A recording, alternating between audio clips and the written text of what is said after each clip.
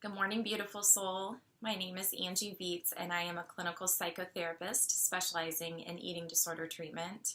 I'm also recovered, and I was hoping to talk with you today about imperfect recovery.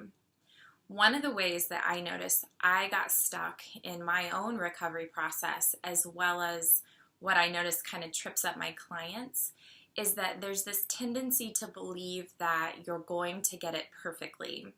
So in my own recovery, I would come up with these grand plans about how the next day was going to be the day when I let go of my eating disorder entirely, and I was going to do it perfectly.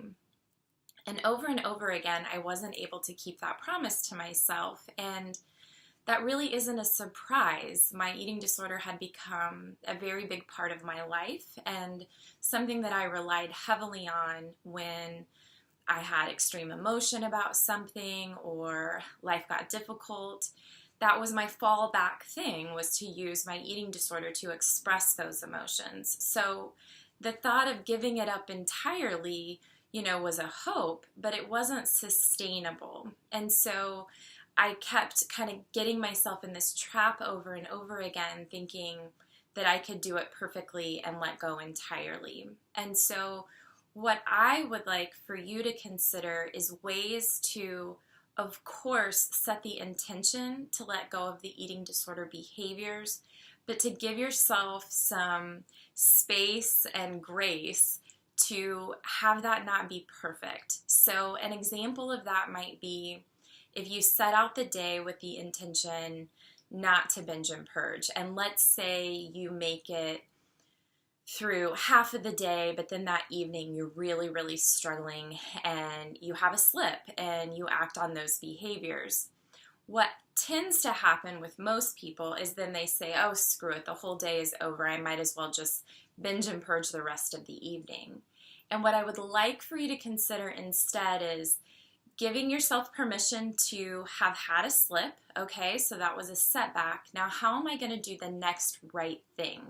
So the next right thing would be I'm going to have a small snack, get a drink, and then I'm going to maybe reach out to somebody that is part of my support system, or I'm going to distract myself through, working on something that's fun for you, whether that's like coloring or watching your favorite series on Netflix, but to really get realigned with what's important to you, which is to get back on track. So the main thing I want you to hear is that slips are part of the process. You're gonna have setbacks, and that's not uncommon. That's just part of it. And so be so compassionate with yourself when that happens, and remind yourself these are long-standing behaviors for some of you. I know they were long-standing behaviors for me, and it's not going to be perfect.